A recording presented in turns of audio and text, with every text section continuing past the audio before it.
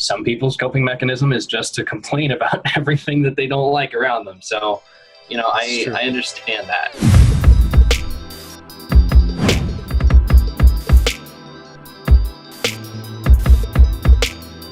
The first video that I watched of yours, which was the one that has like 230,000 views on it, the quarantine one. So some questions that come up into my mind is, was there any type of regular, you weren't really doing anything, right? You were just just existing during quarantine? I was making videos. That was the one thing that really gave me purpose was the YouTube videos, and just being able to continue to create something and do something artistic and mentally challenging. It was a creative outlet for you. Yeah, creative outlet.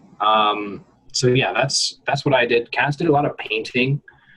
That's cool. There was also just a lot of playing video games and watching Netflix, because we did get free internet, which was amazing. So you guys could actually stream Netflix on the ship. It was that strong. When you don't have any guests on board, the internet's actually pretty decent.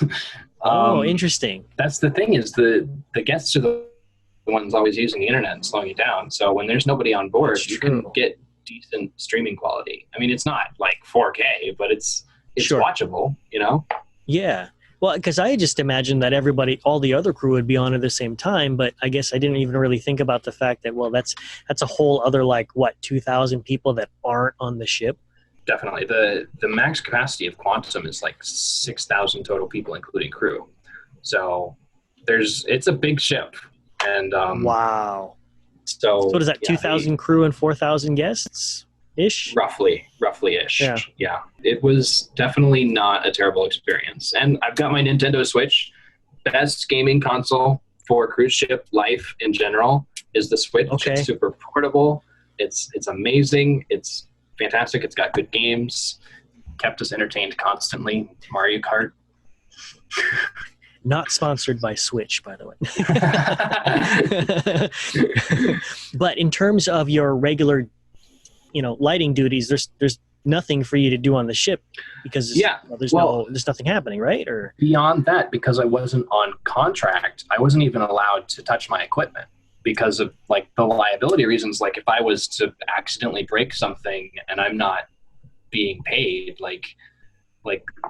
I wouldn't technically be allowed to fix that. So I wasn't allowed near my equipment. I was specifically forbidden from touching any of the audio video lighting equipment. So I couldn't even work on my show files or just play around and stuff like that, which was hard at first, but I definitely got over that and then just poured more energy into YouTube. This is interesting because you're saying you weren't on contract. So once you hit quarantine and you're not working, so you were also unpaid? Well, so they did give us this $400 a month goodwill payment just to all the crew members still on the ship. They just gave us this little stipend to spend at the bar or cover some utilities back home or whatever. Yeah. So that was plenty. That was enough to subsidize most of my expenses while we were just waiting.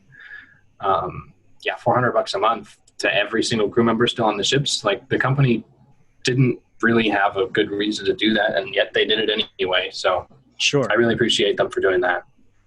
Yeah, no, I wasn't under contract and I wasn't getting my actual full salary, but considering I wasn't working, it seems fair. Yeah. Yeah, absolutely. And then, you're getting free food and, you did get upgraded to a guest cabin. Yep. Yeah. Which after being in a regular cabin is like a mansion. Exactly, man. I really didn't have very many things to complain about at all. It was quite luxurious considering everything that was going on in the world at the time. I'm sure you did experience some people who did have a lot to complain about, though.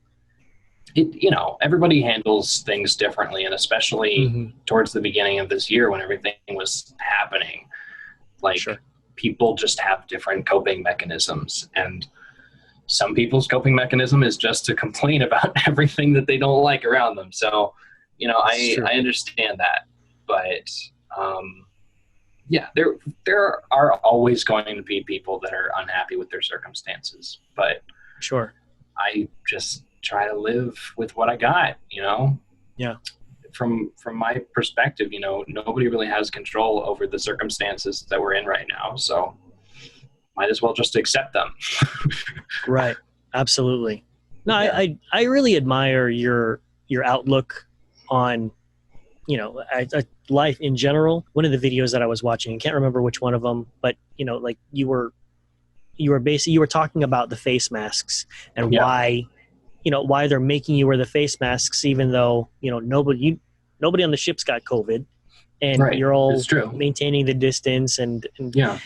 all of those things, but you're required by law to wear it so that when you go back, like everybody's just following the rules. Yeah. It was just kind of this blanket regulation that was put on all cruise ships. And it seems reasonable to me, because, you're not, like, it would take so many more resources for governments to granularly set policies based on every single ship's numbers. So it seems a lot more reasonable that we were doing what we were doing at the time. And Right. I don't know what it's like there now, but I imagine they're still doing something similar. Are there still people on the ship now? Yeah. Quarantine? I've still got a couple friends. What is it? So South Africa still isn't letting any people repatriate. So my South African friend is still stuck there. And a couple other people. I mean, obviously there are some people that are still employed under contract to keep the ship running while it's not being operated. So like, there's still a captain and a chief engineer and a small like team of Marine staff to like occupy the bridge at all times and stuff like that. My understanding is they're just anchored outside of Singapore in the international anchorage right now. And they're just hanging out, waiting for things to change.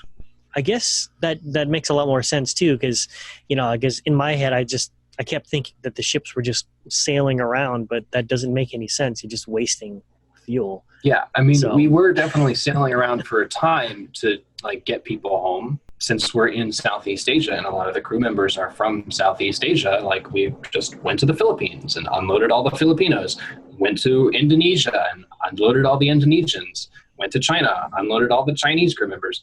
So that was the great part about being on a ship is, we're it's a like giant 75% of your ship right passenger vessel, so we can just go where we need to go and unload people with boats.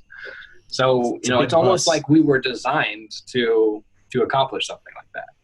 So that was really great.